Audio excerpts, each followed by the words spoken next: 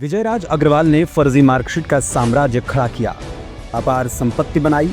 लेकिन सवाल ये, जब सब कुछ हासिल हो चुका था तो क्यों अजय राज अग्रवाल ने फिर वही खेल शुरू किया? रामस्वरूप विद्यालय और बाराबंकी के शिक्षक, 20 से ज्यादा पर कार्रवाई, नकली कागजों से नौकरी पक्की। क्या ये नेटवर्क कभी टूटेगा या फिर नाम बदलकर, चेहरा बदलकर ये खेल यूं ही चलता रहेगा? ये सिर्फ फर्जी मार्कशीट नहीं, ये भविष्य से धोखा है।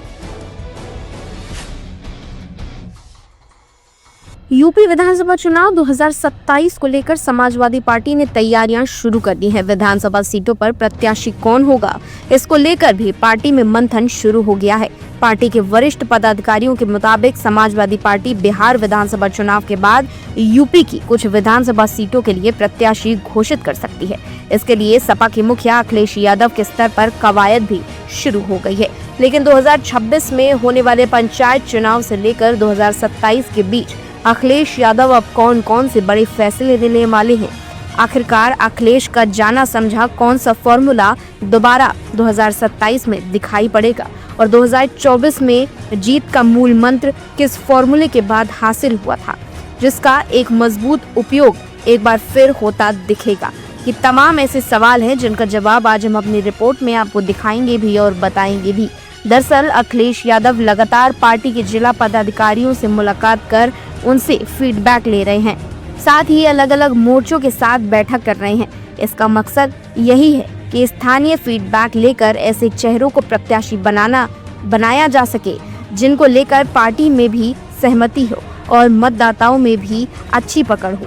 ऐसा अखिलेश यादव क्यों कर रहे हैं, तो अब इस बात का जवाब भी जान लेते हैं। समाजवादी पार्टी एक सोची समझी रणनीति के तहत विधानसभा चुनाव के करीब 1 साल पहले ही प्रत्याशी घोषित करने की तैयारी कर रही है।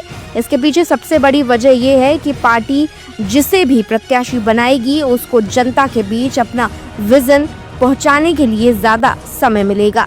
साथ ही टिकट घोषित होने के बाद बगावती तेवर दिखाने वाले स्थानीय नेताओं को भी साधा जा सकेगा। विधानसभा चुनाव की तैयारियों के मद्देनजर विधानसभा स्तर पर कार्यक्रमों का आयोजन भी किया जा रहा है। सपा को यूपी विधानसभा चुनाव में अब तक की जो सबसे बड़ी जीत मिली है, उसमें भी सपा ने कुछ ऐसा ही किया था। 2012 विधानसभा चुनाव की करीब 1 साल पहले सपा ने प्रत्याशी घोषित कर दिए थे, जिसका नतीजा ये रहा था कि पार्टी के अकेले दम पर पूर्ण बहुमत की सरकार बनी थी। अब अखिलेश फिर से कुछ वैसा ही फॉर्मूला अपनाने जा रहे हैं। 2024 लोकसभा चुनाव की तरह ही 2027 विधानसभा चुनाव में भी सपा अपने पीडीएफ फॉर्मूले को लेकर आगे बढ़ेगी। इसके लिए पार्टी की नजर यादव के अतिरिक्त अन्य ओबीसी जातियों पर है। मतलब अखिलेश 2012 और 2024 में जिस फॉर्मूले को अपना चुके हैं, उसी फॉर्मूले के सहारे 2027 के कैनवास को मजबूत करने की कोशिशों में दिख रहे हैं। अब ऐसे में बीजेपी भी बूथ स्तर पर अपने कार्यकर्ताओं को मजबूती देने के लिए बूथ प्रधानों की नियुक्ति कर आगे बढ़ रही है और अखिलेश के पीडीएफ फॉर्मूले पर चोट करने की कोशिश में लगी हुई है। दोनों की इस लड़ाई में जनता किसे चुनती है, ये भी बहुत जल्द यानी कि 2027 के विधानसभा चुनाव के समय सामने होगा। द क्वेश्चन ऑफ डेमोक्रेसी के लिए वरिष्ठ संवाददाता प्रकाश बिष्ट की स्पेशल रिपोर्ट।